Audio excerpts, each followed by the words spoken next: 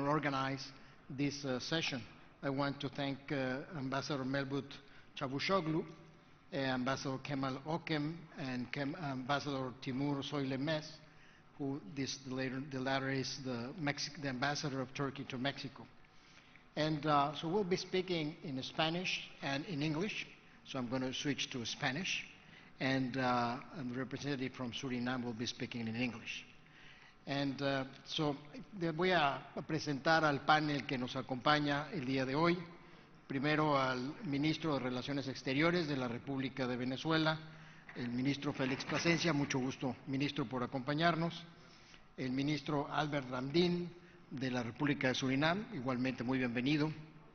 Le doy la más cordial bienvenida al secretario general de la Asociación de Estados del Caribe, Rodolfo Sabonge, muchas gracias, Rodolfo.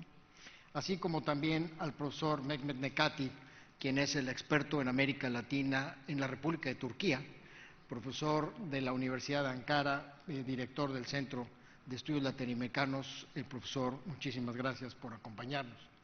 Quiero destacar la presencia de varios embajadores de América Latina y el Caribe el día de hoy, los embajadores de Brasil, El Salvador, Guatemala, México, Panamá, Paraguay, Perú, República Dominicana y Venezuela, que nos acompañan el día de hoy. Muchas gracias a los señores embajadores por estar con nosotros.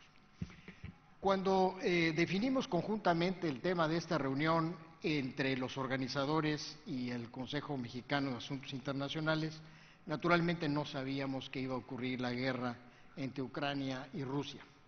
Y nos interesaba discutir en el panel cómo afectaba la pandemia del COVID-19 y cómo podría convertirse esta pandemia en una oportunidad para la región de América Latina y el Caribe. Qué tipo de políticas a nivel nacional y regional debiesen de implantarse para lograr que se convirtieran los retos en oportunidades y qué modificaciones o arreglos a la estructura organizacional de la región tendrían que hacerse para contribuir a este proceso de mejora de la calidad de vida de la población de América Latina. América Latina, para muchos de ustedes que quizá no estén familiarizados con la región, es una región de 650 millones de habitantes, es una región muy grande en términos poblacionales, que ha sufrido un crecimiento interesante en los últimos años, una reducción de la pobreza y un fortalecimiento de las instituciones democráticas. Naturalmente, no toda la región no es homogénea, no es uniforme, tenemos variaciones en esto. También tenemos algunos países que han sufrido disminuciones en estos indicadores, una disminución, por ejemplo, en los diversos tipos de libertades democráticas, de expresión, etcétera. Y algo que sí caracteriza a la región es una desigualdad muy profunda en nuestros países, entre nuestros países y al interior de nuestros países. Es una región que es importante en el contexto de la guerra que estamos viviendo entre Rusia y Ucrania, que no tiene armas nucleares. Hay un tratado firmado en 1967, el Tratado de Tlatelolco, que prohíbe las armas nucleares en los países de América Latina, y eso me parece que es digno de señalarse. Entonces, frente a esta pequeña introducción, yo les he propuesto a los señores panelistas que podamos dividir la conversación en dos momentos. Un primer momento en donde hablemos de lo inmediato, qué impacto en lo inmediato está teniendo la guerra de Ucrania y Rusia, o puede tener en nuestra región, especialmente frente a la recuperación incipiente en algunos casos, algunos un poco más sólida, que se daba en América Latina, con intervenciones distintas en los diferentes estados de la región, algunos apostando con intervenciones más decididas en paquetes de recuperación durante el COVID-19 y otros que no lo hicieron tanto, el caso de mi país, quizá penosamente, el caso de Brasil, que no necesariamente destacan por un manejo muy eficiente de la crisis. ¿Cuál será el impacto de la crisis en términos energéticos? Nos estamos enfrentando a una estanflación, un estancamiento económico con inflación, lo cual es extraordinariamente peligroso.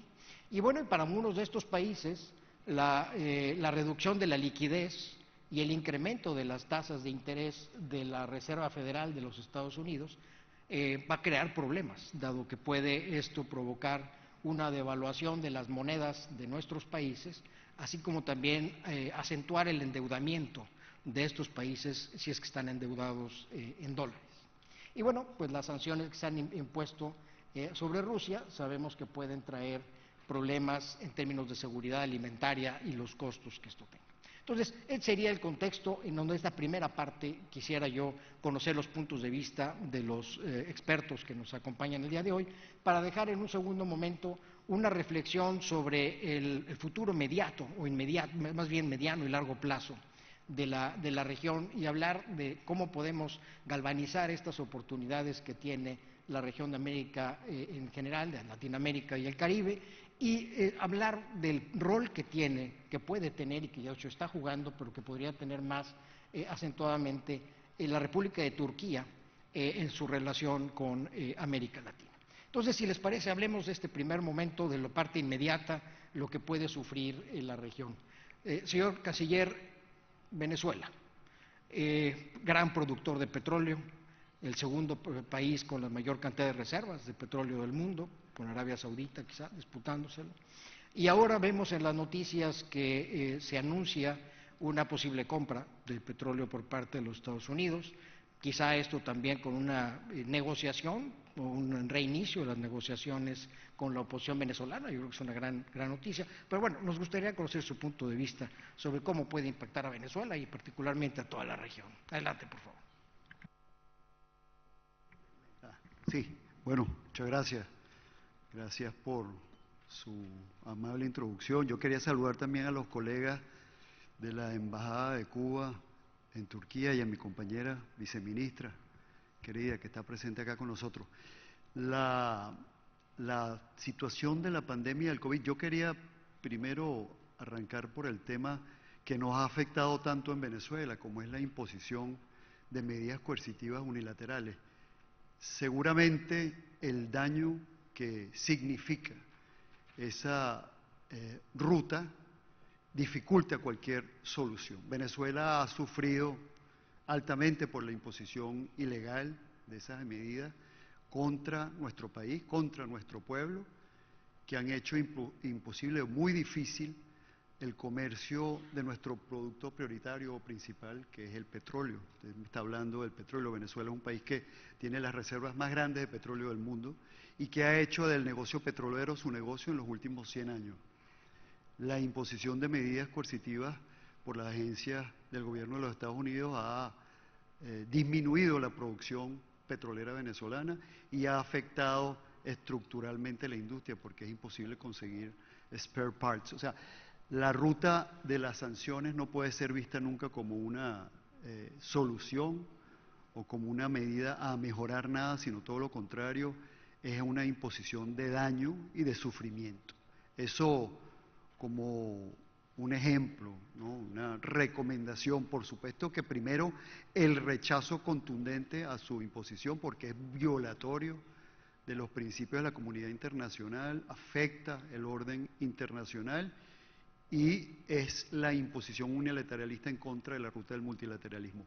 El tema energético, Venezuela es un productor de petróleo histórico y el negocio petrolero ha tenido y se ha caracterizado por tener una relación comercial muy importante con un mercado de alto consumo como es el de los Estados Unidos. Nuestra industria petrolera estaba de alguna manera diseñada para abastecer a ese mercado. Venezuela es propietaria de empresas petroleras, una importantísima empresa petrolera en los Estados Unidos, que es dueña de refinerías y de miles de estaciones de gasolina. El petróleo venezolano, que tiene unas propias características, está adaptado para ser refinado en esas refinerías de los Estados Unidos. Bueno, eso ha demostrado que ese suministro de petróleo es necesario para ese mercado y consecuencia de ello vemos el interés nuevamente de las empresas norteamericanas y del gobierno de los Estados Unidos de tener suministro de petróleo venezolano. Venezuela, el gobierno venezolano no ha expulsado o invitado a salir a ninguna empresa petrolera ni de los Estados Unidos ni de otro país del territorio nacional. Que vuelvan o que hagan negocio en Venezuela es una dinámica regular, aceptable. El presidente Nicolás Maduro ya lo ha dicho, estamos dispuestos a que regresen a un negocio que además existía, que tiene muchos años de tradición y del cual no se les expulsó o se les impidió acceso. Todo lo contrario, han sido las decisiones de su instancia de gobierno que impidieron el comercio con el petróleo venezolano a sus propias empresas.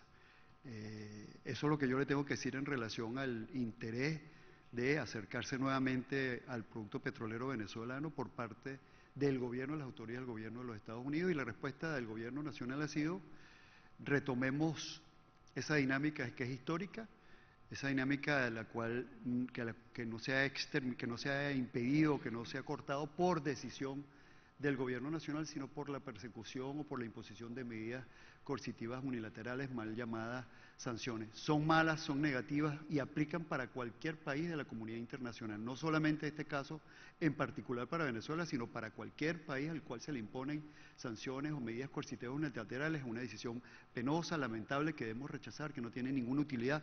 Probablemente sean diseñadas e impuestas para tumbar los gobiernos de esos países, y al final lo que han causado, demostrado en los diversos casos, yo hablo por el particular, es el daño que se le produce a la población de esos países.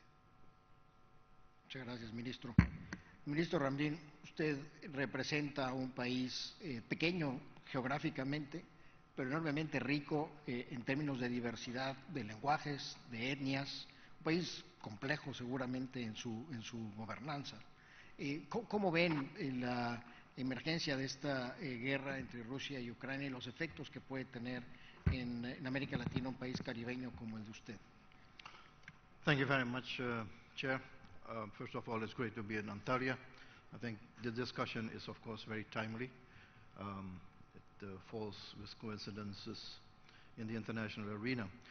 Yes, I'm happy you're speaking about the Caribbean as well, Latin America and the Caribbean. By coincidence, for those who do not know, Suriname belongs to South America and the Caribbean, so we are in an ideal situation to understand the dynamics in both regions. In terms of the impact of the crisis in Eastern Europe, I think we have to make a distinction between on the short term, now, in the coming weeks, and that's the supply of oil, that's the supply of wheat and other kinds of foodstuff. And that will be felt in terms of prices, in terms of the quantities of supply, but also in terms of the politics behind all of this, the geopolitics. I'll come back to that. The second level of impact will be a little bit on the longer term when seasons are being threatened in towards the future. So this impact may not stop when the conflict has stopped, but may have even longer complexities and impact, because the supply of wheat may still be disturbed over a couple of months if this conflict would stop now. And no signs that that will happen. So that's the first point. I think we all, certainly the smaller economies in the Caribbean, which have already been tested because of COVID-19, and we have seen, and I say this with regret, we have seen with COVID-19 that international solidarity did not mean much at the beginning. Smaller countries were left alone.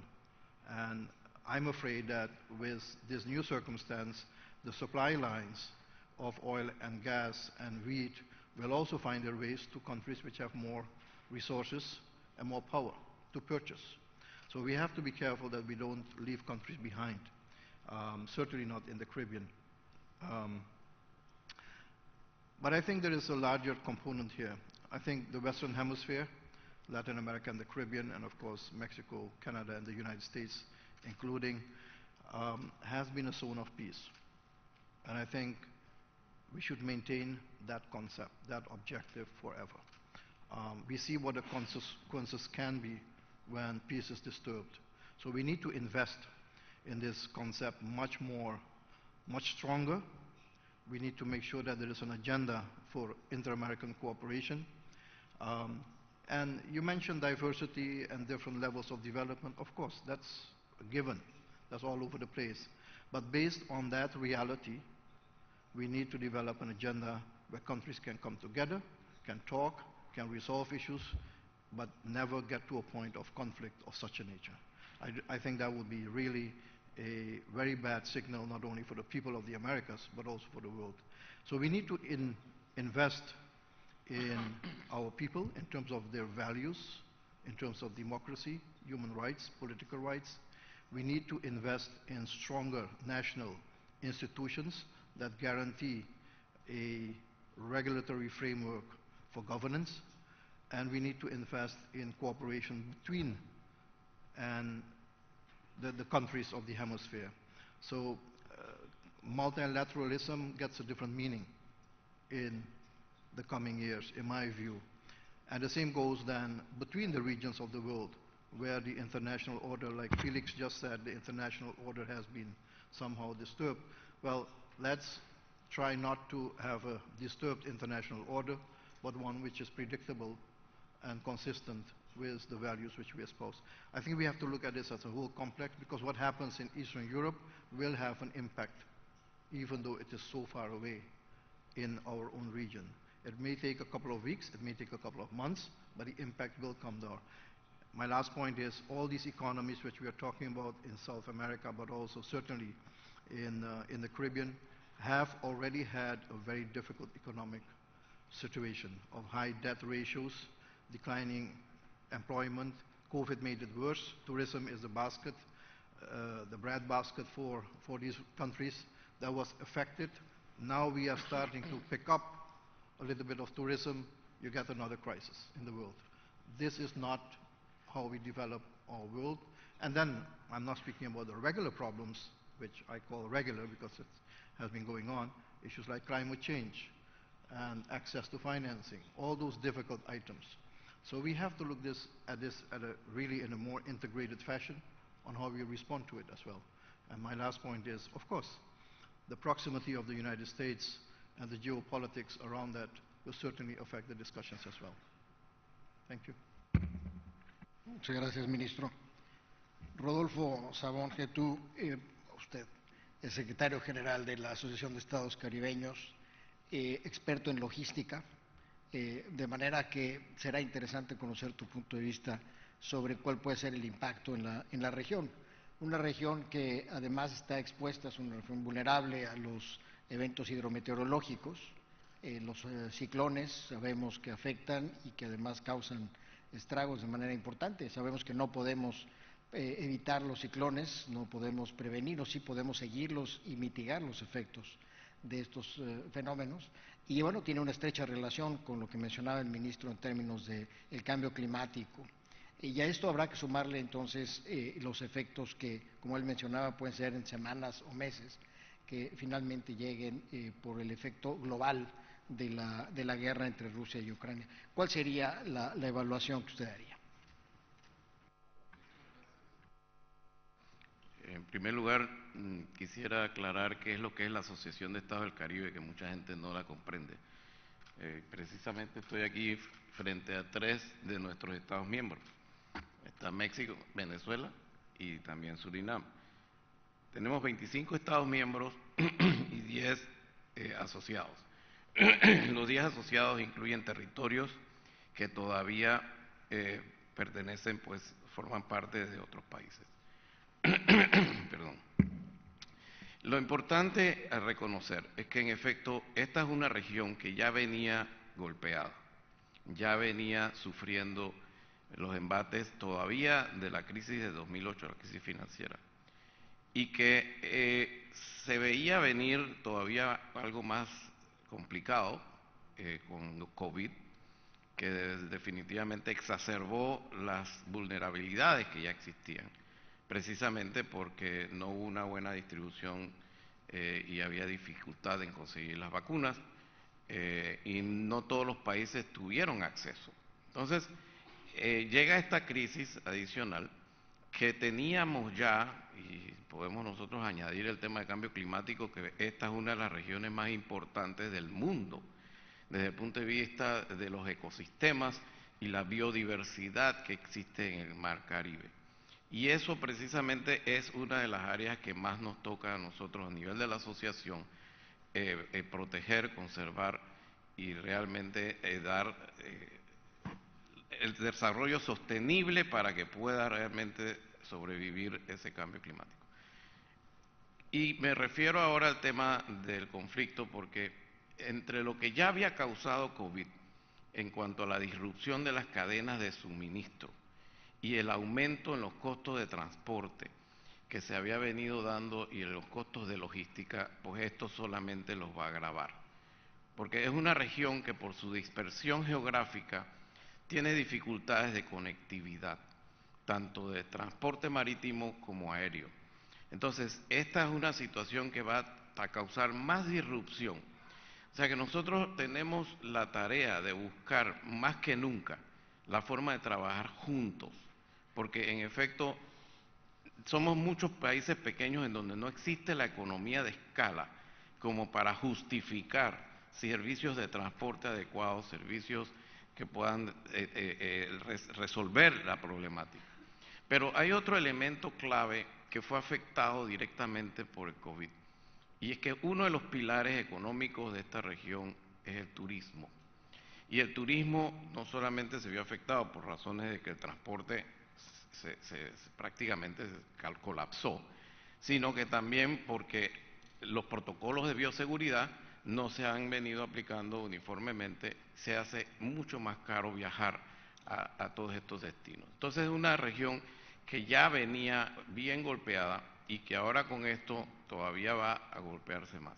Entonces tenemos que buscar la forma de trabajar juntos y también de buscar cooperación internacional, porque esa cooperación internacional, tanto en el tema cambio climático como en el tema de la reducción de riesgos de desastre causados precisamente por esos fenómenos naturales, ¿verdad?, es clave para poder que ese mar Caribe, que es de toda la humanidad, sobreviva con esos ecosistemas y esa biodiversidad.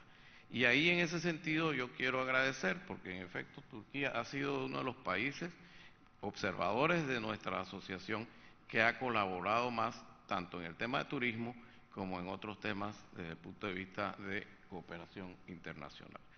Entonces, con eso quisiera concluir esta parte porque yo sí creo que hay otras áreas en donde creo que vamos a poder desarrollar más. Muchas gracias. Profesor Necati, usted es el latinoamericanista por excelencia de la República de Turquía. ¿Cómo se ve desde Turquía al continente caribeño latinoamericano con tantos miles de kilómetros de distancia? Si bien muy separados geográficamente, al mismo tiempo por cuestiones de cultura, por cuestiones de costumbres, somos muy parecidos. ¿Cómo se ve desde Turquía al continente de América Latina y Caribe? Muchísimas gracias por sus palabras, en primer lugar, por lo del especialista por excelencia que dijo, o sea, nunca mejor expresado, no sé si me lo merezco del todo, pero muchas gracias por sus palabras. Bueno, Latinoamérica geográficamente está lejos, pero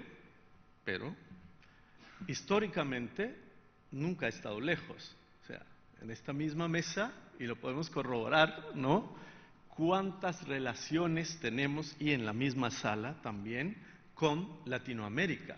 Y estoy hablando no de los últimos 100 años, de los 200, 300 años, cuando Turquía era un imperio y luego se transforma en una república. Sí. La vista del turco y de Turquía nunca se alejó demasiado de lo que es América Latina. Y eso lo estamos viendo hoy por la aproximación, porque de alguna forma Turquía desde hace unos 20 años, está aplicando una política de apertura hacia América Latina, y aquí están los embajadores, los que saben del tema muchísimo más que yo, y los representantes de nuestra Cancillería también. Pero yo pienso que estos 20 años ya dieron su resultado, o sea, la apertura ya está hecha. ¿Cómo? Pues es obvio. O sea, teníamos 6 embajadas. Nosotros, Turquía cubría la región con 6 embajadas, ¿no? Hoy en día hemos llegado al número de 17 embajadas residentes, más la número 18 que va a ser nuestra embajada en El Salvador.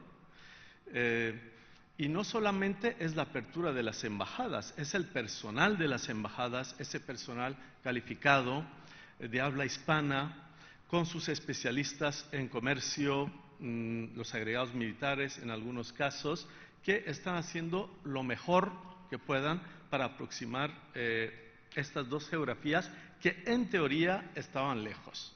Eso de lejos ya es muy discutible y tiene que ver con el COVID también. Nosotros los académicos antes nos gustaba y estaba muy bien también. Hay un congreso en Brasil, pues vamos a Brasil. Hay otro en 6 meses en México, naturalmente, vamos a México. Pero ahora con el COVID no es necesario, nos conectamos y en vez de ir a 2 congresos al año, participamos en 10, en 8, en 12, y no es solamente intercontinental, también nos conectamos con la otra universidad en Estambul. Antes íbamos a Estambul a dar clases, ahora se ve que no es necesario. Entonces, esa aproximación o lejanía ya cada vez más es relativa, ¿no? Y luego está la parte académica, social e intelectual, que debo subrayar también, sin olvidar, antes que eso, la aerolínea turca. La aerolínea turca, Turkish Airlines, ha hecho un esfuerzo grandísimo. Está volando a 7 países, 8 destinos, pero que en breve va a ser 8, ¿no? Van a ser 8 países. Y ahí me está corroborando nuestro estimadísimo embajador Elvis Salam de la República Dominicana. Así que van a ser 8 destinos.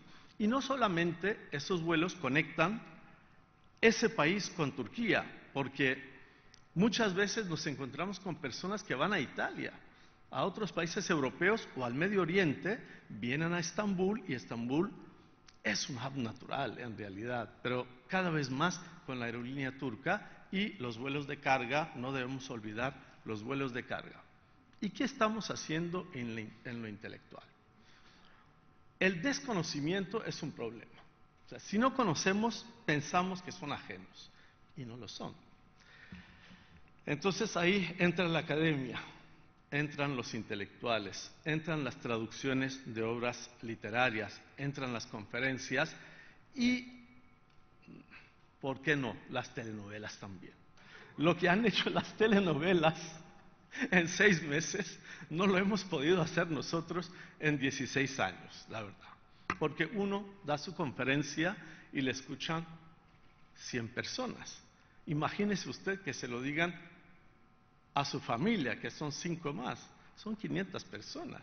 Usted escribe un libro y ese libro, bueno, se lee, ¿no? Se leen los libros. Pero las películas son otra cosa. Uno está en un país de América Latina, en un mall, ¿no?, en un centro comercial, y mientras come su hamburguesa, ahí está el sultán, cambian el canal 1001 noches. O sea, y no hacen poco, la verdad. O sea, Turquía ya es más conocida, la aerolínea turca, las embajadas, las novelas, la academia en nuestro conjunto. Y, eso sí, como no tenemos ninguna rivalidad, ni ningún problema de tipo comercial, político, etcétera, somos socios naturales. Entonces, cada cosa que se hace por Turquía tiene su reciprocidad en América Latina. Y eso yo creo que nos va a cubrir la lejanía y cada vez más vamos a estar más cerca. Y voy a terminar repitiendo lo que dije al principio. La apertura, la famosa apertura que hemos estado realizando todos en nuestro conjunto, alumnos, profesores, embajadores, nuestra Cancillería, aerolínea, ya está en un punto que es satisfactorio. Pero ahora es tiempo de dar pasos más firmes, pasos que van a ser determinantes para nuestra futura colaboración, que va a ser mucho más grande. Y ojo, no hemos hecho poco. Hace 20 años el volumen comercial era menos de $1.000 millones. Ahora estamos intentando superar los 15.000 millones. No es poca cosa, pero el terreno está abierto para muchísimo más. Gracias. Muchas gracias, profesor. Creo que usted ha hecho una radiografía muy clara de la importancia de la relación de Turquía y América Latina y el Caribe. Pasando a un siguiente momento en la conversación y tratando de rescatar lo que hemos vivido en los últimos par de años con la pandemia del COVID, ¿cuáles serían los retos a vencer desde el punto de vista de Venezuela en la región? En términos de políticas nacionales, de políticas regionales, quizá de una reorganización de la arquitectura de los organismos regionales, tomando la idea que mencionaba el secretario general Sabonge de trabajar conjuntos. ¿Cómo podemos lograr esta aspiración de literalmente centurias de Bolívar, de poder integrar a esta América Latina, y si no bajo un gobierno, ni mucho menos, pero cuando menos con políticas que sean consistentes entre nuestros países? Por favor, la del medio. Perdón, que no la veía. Sí, eso lo hemos hecho ya y es una ruta buena que hemos tratado con profundidad desde Venezuela. Inclusive se ha liderado la construcción del CELAC, la construcción de una ruta de facilitación de precios especiales de factura petrolera a través de Petrocaribe, el empeño de la construcción de UNASUR, que es un foro de diálogo político, el ALBA TCP, la CELAC, últimamente, hace pocos meses se vuelve a reunir gracias al empeño del presidente López Obrador en México, y nos encontramos nuevamente los jefes de Estado y Gobierno de América Latina y el Caribe en la Ciudad de México, después de muchos años de no reunirnos. Ese foro tiene todas las previsiones necesarias para construir una ruta de encuentro, de solución. Hay un plan que ahora dirige de alguna manera la presidencia pro tempore de Argentina para que los países de esta importantísima región, de nuestra región, puedan abordar asuntos que van desde la tecnología, la educación, la salud, la economía, el desarrollo, la cooperación. Venezuela, Cuba, Bolivia, Nicaragua, San Vicente y las Granadinas, Antigua Barbuda, Granada, construyen una ruta a través del ALBA TCP también, que es muy buena y que se preocupa y enfoca su trabajo en las necesidades de la dignificación de la vida de los pueblos, de los ciudadanos, y también tiene un plan de desarrollo, un plan de crecimiento, un plan económico, un plan de conectividad aérea, que es un elemento fundamental y prioritario para que nos podamos encontrar, para que lleguen los productos, para que llegue la asistencia tecnológica o sanitaria.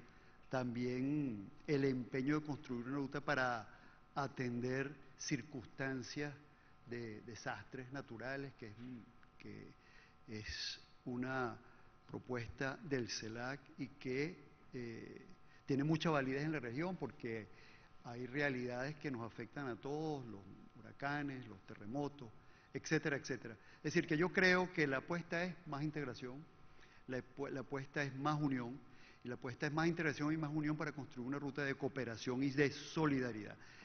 Usted lo dijo bien, lo dijo también el presidente López Obrador de una manera estelar, poética, en la reunión de los cancilleres del CELAC previa a la cumbre de los jefes de Estado y Gobierno.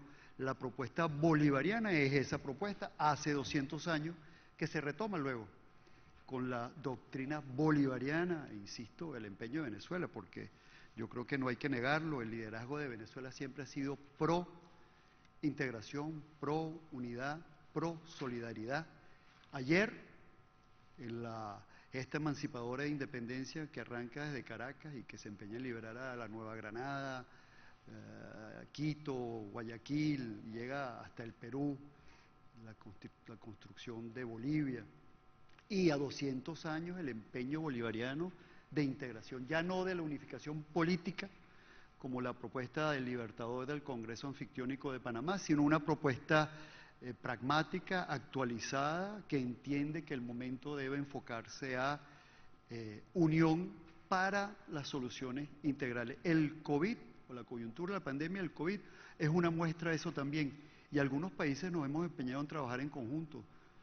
Venezuela con Cuba, por ejemplo, para la facilitación de acceso a las vacunas de diseño latinoamericano, de diseño nuestro, de diseño cubano. Ese es un ejemplo que nos debe llenar a todos de orgullo, de éxito en una coyuntura que necesitaba respuestas inmediatas. La apuesta debe ser más integración, más unión. Las plataformas existen, fueron creadas antes por nuestros líderes, ALBA TCP, CELAC, UNASUR, Petrocaribe, las integraciones de mayor alcance económico, el CELA, las organizaciones con intereses financieros, de inversión, la CAF. Existe la infraestructura, existe el modelo que permitiría construirlo. Hay que retomar, ha habido lamentablemente una coyuntura de abandono, una coyuntura de ataque inducido, es nuestra observación, desde intereses externos a la región, pero estamos convencidos que estamos ahora en un momento que pareciera haber aceptado que esa ruta era conveniente, era cierta, era positiva, era buena, y los resultados permiten prever que podemos avanzar y profundizar esas instancias y esos foros que ya existen a través de o en pandemia del coronavirus, pero también en integración y en empeños de construcción de vida de progreso.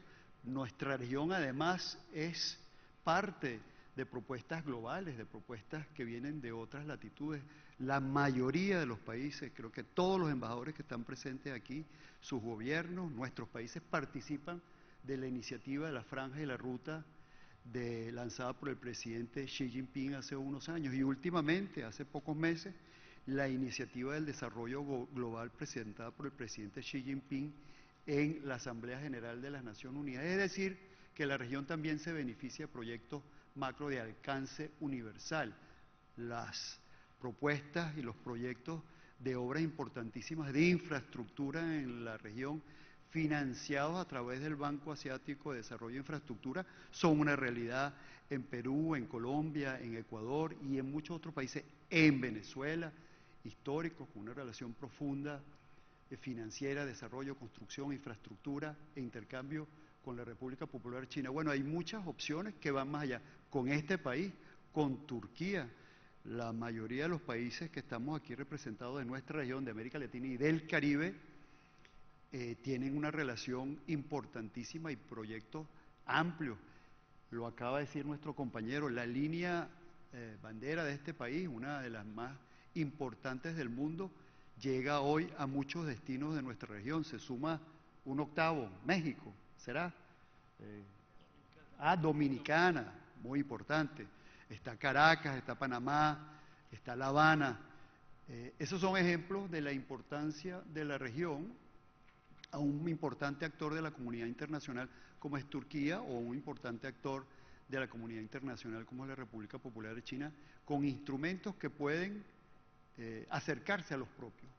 Tenemos países observadores en CELAC, en ALBA TCP, Rusia, China, se acercan, y hay otros que tienen muchísimos intereses. Aquí el secretario seguro nos podrá hablar de eso en la instancia o la plataforma de integración que él dirige y que es muy importante para todos los países del Caribe. Hay instancias ya creadas que debemos rescatar y potenciar, y lo estamos haciendo en este momento más que nunca. Creo que ha sido también parte de una respuesta a la pandemia del coronavirus que nos ha permitido inclusive trabajar con mayor intensidad, porque si bien es cierto que antes los encuentros personales, y siguen siendo muy importantes, podrían celebrarse con mayor dificultad, pero ahora podemos hacer 3 veces, 4 veces, 5 veces la misma cantidad de eventos a través de las plataformas tecnológicas que lo permiten, y eso nos ha obligado a mejorar nuestras plataformas tecnológicas. Otro avance y otra solución dentro de un escenario negativo, como es por cierto el de la pandemia del coronavirus, porque la enfermedad y la muerte nunca pueden ser halagadas y celebradas, todo lo contrario. Pero ha habido la necesidad de adaptarse a una coyuntura y construir soluciones para mejorar la vida del ciudadano de a pie, del ciudadano en su casa, del ciudadano en su oficina, del ciudadano enfermo con un problema de salud. Yo lo veo con mucha, de manera positiva. Venezuela en particular está muy empeñada y es una prioridad de nuestra política internacional y exterior y de nuestro compromiso regional, retomar el activismo de Petrocaribe, que ha sido dificultado por la imposición de medidas coercitivas unilaterales. Petrocaribe existe para colaborar, cooperar con los vecinos de la región del Caribe, Centroamérica y Suramérica, que se les hace muy difícil pagar una factura petrolera con precios de 100 o más dólares el barril. En la medida que se eliminen esos obstáculos, Venezuela puede tomar o retomar la cooperación a través de Petrocaribe con 18 estados en nuestra región. Por ejemplo, un ejemplo práctico, cierto y claro de una solución y de una solución que está afectada por la violación de una dinámica multilateralista. Muy bien, muchas gracias, ministro. Ministro Ramírez, usted mencionaba con toda certeza que la región de América Latina y el Caribe no conoce guerras, quizá por una generación, guerras civiles, 20 años, 30 años, y las generaciones jóvenes no entienden esto. Y es un valor que ahora conocemos claramente que necesitamos preservar, que hay que construir la paz todos los días. Usted mencionaba igualmente los valores de la democracia, el respeto a las opiniones distintas, el respeto a los derechos humanos. ¿Cuáles serían los retos que usted ve en la región por atender de manera más urgente, tomando en cuenta, como mencionaba al inicio y usted lo mencionaba igualmente, el tema de la diversidad y las desigualdades en nuestra región? Yeah, thank you very much. Let me begin by recognizing the realities in our hemisphere. Apart from diversity, both in terms of language, history, legal systems, but also the reality of development, the development stages in which we are. Some countries have opportunities, others don't, others are stuck. I just want to make the point that the reality is we have made a lot of progress, and the Western Hemisphere, Latin America, has an enormous growth potential. As one of the few regions in the world, together with Africa, has enormous growth potential. But we will not be able to achieve that growth potential if we continue to have instability of whatever kind, caused by natural hazards or pandemics or whatever. But instability will not attract investors. And if you want to create a solid, strong, democratic framework in the Americas, then you will need to create also political stability and economic prosperity. And economic prosperity will not come if there is political instability. So there is a task here for leaders to reconsider, to review two things. One is our hemispheric architectural framework, the whole hemispheric architecture of regional organizations, how we work. We need to review that, and maybe we have to go back to the basics of what Simon Bolivar wanted it to be. A region with unity, but with equity and equality. I think we have to go back and rethink that concept in an open, transparent manner. Not from, per se, an ideological perspective, but from a pragmatic manner. Very practical, because that is how today's world functions. Very practical. We have seen the examples even recently amidst this crisis. So that's the first task I think there is within the region. And we have several organizational structures, but we need to look at it. In terms of achieving these values, we will need, as governments, to invest in a couple of areas. And I'm looking at two specific areas. One is the functioning of state institutions, electoral bodies, parliaments, audit institutions, institutions that can hold a society together amidst the crisis. Because that is when you get crisis which is uncontrollable, when institutions do not function anymore. We need to strengthen institutions within our countries. But the more longer term approach must be one of investing in education, education of people. Those two things are key, and I think regional organizations, apart from the day-to-day management of developments, must assist countries in investing and supporting them achieving these standards.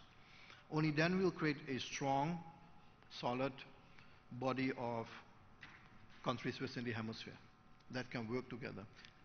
The diversity is also difference in opinions, and that is okay. That's fine. That should be possible in a situation where you have strong state institutions, where you can have an honest debate. You don't need to agree on everything, but you have a framework for cooperation.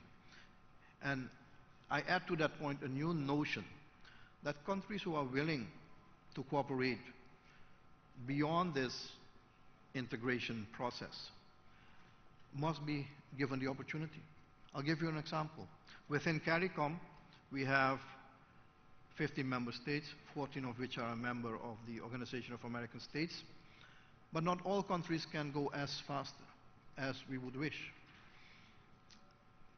Recently, the regulations were amended that countries who can go faster in their economic development can cooperate already. So what you see, for instance, I'll give you this example. We spoke about the collaboration, or I'll speak to the collaboration with Turkey in that context as well, is that two countries, in this case Suriname and Guyana, have enormous newfound resources in oil and gas, billions of barrels of oil and volumes of gas. The impact of that will be that there will be enormous wealth created. Of course, the question at a national level is how do you deal with that wealth towards the future, because it has been mismanaged. We have sufficient examples of that. So that's one thing. It's a responsibility of the state to make sure that a future generation will benefit from those resources. In the case of Suriname, and I know Guyana doing the same, legislation is put in place for that. But it will create also a changing outlook for the region, because these two countries can suddenly move faster. And that is exactly what we're doing. So we have a strategic dialogue and cooperation platform between Suriname and Guyana to work together jointly on investments, on the environment, on climate change, on a range of issues collectively. Now we have expanded it recently in January when President of Brazil came to Suriname into a larger outlook whereby even Brazil is considered to be part of this, what I call beyond the borders integration process. Cheap energy from gas will open up regions, will create an opportunity for industrial complexes to be created. So economic prosperity can be created, but for that you need a political framework to maintain stability at the same time. But as countries will work more and more together economically, more and more dependence will be created and less opportunity, or maybe let me put it in positive terms, more opportunities to work together and resolve problems. We need to resolve issues through dialogue and diplomatic means. Last point on the relationship with Turkey. We are strengthening our bilateral cooperation with Turkey. We already have several Turkish companies working in the construction sector, in the tourism sector, and I'm sure that in terms of connectivity, opportunities which are provided by Turkish Airlines will become part of this reality. So the world is getting closer and smaller, and as such, we need to recognize that there is a new outlook, and it will require out-of-the-box thinking to be able to capture those new realities. If we remain in the same mainstream of thinking about how countries relate to each other, we will not solve the problems which we have. We need to think outside of the box and make sure that there is equity and equality in that process. If we can guarantee those two things, I can assure you that there will be little opportunity for conflicts that cannot be resolved. Muchas gracias, ministro. Muy interesante el planteamiento de pensar de manera distinta los problemas que permanecen y que son problemas latentes en el continente. Secretario Zamora, usted quería intervenir sobre, vamos a ampliar la visión sobre la organización que usted encabeza y cuál sería, digamos, el rol hacia el futuro que pudiésemos ver de la asociación y en general de los 25 Estados miembros.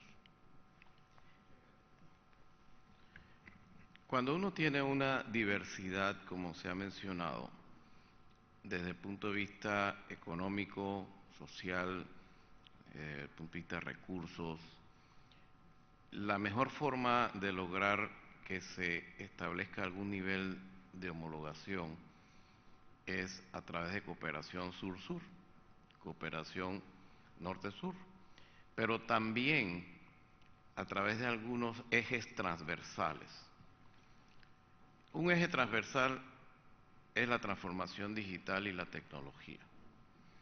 Nuestros países pueden aprovechar que el gran equiparador, por decir algo, ahora mismo es esa conectividad digital. Para nosotros, esa es una de las áreas en donde los países podemos trabajar en conjunto, precisamente para eliminar barreras que hoy por hoy existen a nivel de comercio, barreras que existen a nivel de educación, porque ya se ha mencionado cómo COVID nos permitió ampliar nuestra educación a través de sistemas digitales de comunicación, pero también hay otro tema, y es que nosotros podemos eliminar mucho de las barreras comerciales a través de la facilitación del comercio con ventanillas únicas de exportación y también con ventanillas únicas de manejo de transporte marítimo, que son fundamentales para mejorar la conectividad. Pero otro elemento transversal que también podemos trabajar es mejorar la información. Nuestros países no tienen todos la misma capacidad de acumular información. Organismos como el nuestro nos hemos puesto la meta de desarrollar un observatorio en diferentes áreas, en temas de ambiente, en temas de reducción de riesgos de desastre, para precisamente facilitar información que permita prever y preparar para desastres. Y también tenemos el tema, ¿verdad?, de que esa información sirva para el tema de turismo, porque hay mucha diversidad cultural que no se está aprovechando en la región y que nosotros podemos empaquetarla de una mejor manera para hacer mejor mercadeo de nuestras ventajas competitivas en el tema de turismo, de tal manera que podamos hacer paquetes multipaíses que faciliten al turista encontrar una forma de ver, por ejemplo, la ruta del café, la ruta del ron, la ruta, por decir algo, de los carnavales. Cada uno de estos temas en los cuales nuestros países tiene esa herencia cultural tan desarrollada, música, por ejemplo, gastronomía, no la estamos explotando al máximo precisamente porque lo hacemos de manera individual, compitiendo cada uno entre nosotros. Lo que queremos nosotros a nivel de la asociación es hacer algo de competencia, aprovechar las sinergias que tenemos entre nosotros, aprovechar esas fortalezas que tiene esta región, esa biodiversidad que ya mencioné, y sencillamente poder nosotros trabajar en conjunto para hacer un mejor mercadeo de toda la región. Entonces, en ese sentido, la asociación cumple ese papel de traer a los miembros a la mesa a consensuar, a lograr concertación sobre temas específicos, y mencionaron anteriormente algo muy importante: el fortalecimiento institucional. nosotros tenemos en este mundo multipolar, en este mundo en donde las corporaciones a veces son más grandes que nuestros propios países, nosotros necesitamos fortalecer las instituciones para poder hacerle frente a muchas de estas empresas. Nosotros, por ejemplo, tenemos el caso de las empresas de cruceros. Las empresas de cruceros llegan a todo el Caribe, pero negocian individualmente con cada una de las islas. Nosotros sabemos que desde ese punto de vista, cada isla sale perdiendo esa negociación, porque nosotros no estamos viendo a la región como un todo. Entonces, pensamos que hay formas de lograr economías de escala para presentarnos juntos ante muchas de estas organismos y corporaciones que ahora mismo, por ejemplo, en transporte marítimo se han transformado en oligopolios.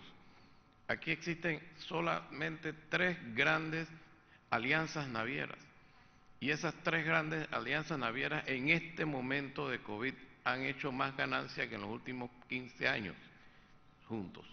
O sea, eso nos deja ver en manos de qué estamos desde el punto de vista de transporte marítimo, pero nosotros tenemos que buscar alternativas que le permitan a la región satisfacer sus necesidades sin necesidad de estar solamente sujetos a lo que en ese caso particular determina el mercado, que es un mercado que a todas luces es imperfecto.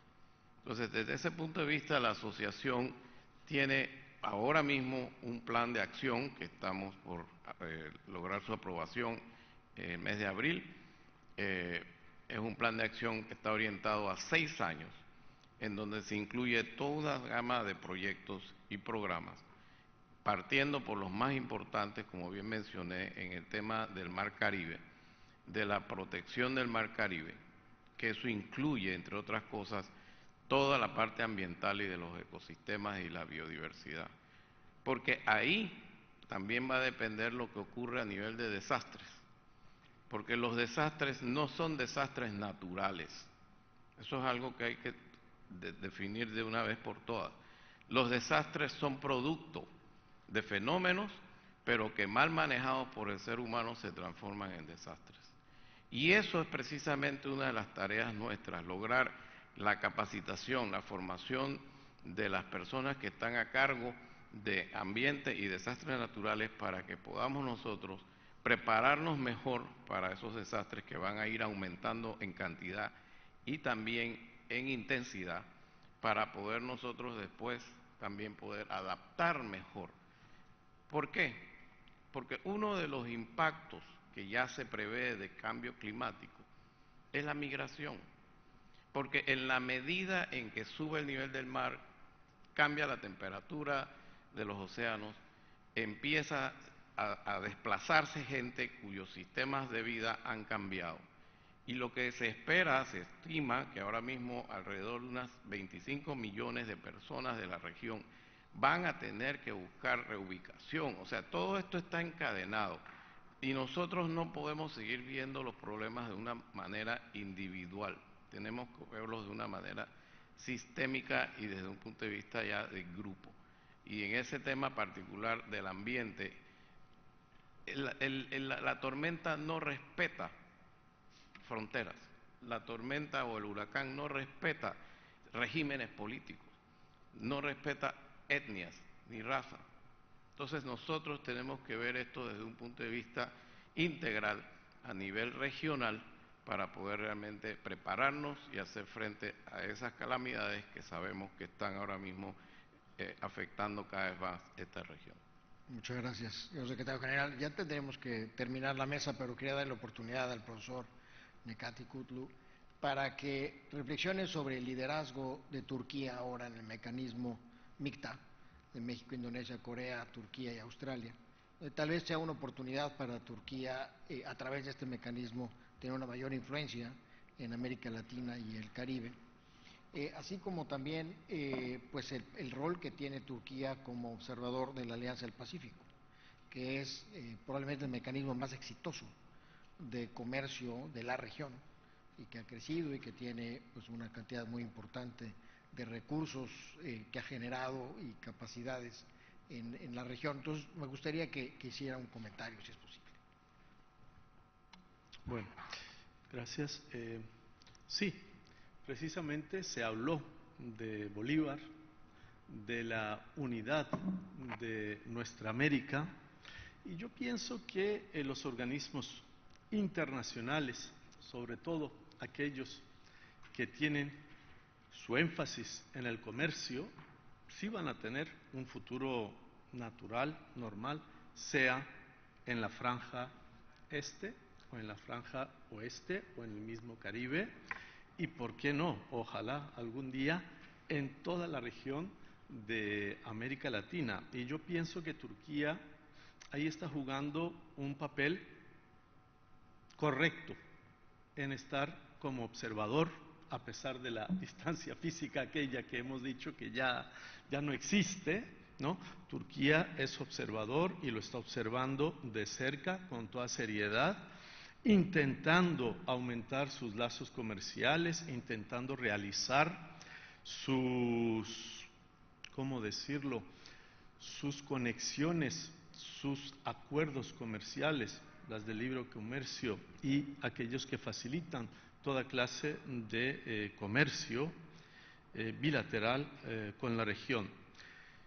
Y lo que le decía, sí va a aumentar el papel de Turquía en las obras de infraestructura. Por ejemplo, hoy en día estamos viendo que empresas grandes turcas están jugando un papel importante, ya tienen proyectos muy grandes en algunos países de puertos, y eso cabe subrayar que ya lo han hecho en África y en Asia Central, han hecho grandes proyectos con mucho éxito, y hoy en día ya empezaron a tomar proyectos en América Latina. Me encanta lo que dijo nuestro secretario general Sabunju, ¿no? Los desastres naturales parece que no existen en realidad, es la debilidad humana, es la deficiencia del ser humano, de la infraestructura en realidad, pero esa infraestructura tiene que ser renovada, tiene que ser reforzada, y eso requiere de inversiones en turismo, porque lo que acabo de mencionar, la región es una región de turismo y Turquía tiene mucha experiencia en aquello. En esta región hemos estado utilizando 6 o 7 maravillosos resorts, que son como hoteles grandes en la playa. No me va a creer, el número total en esta zona, solamente en esta región, excede los 1000.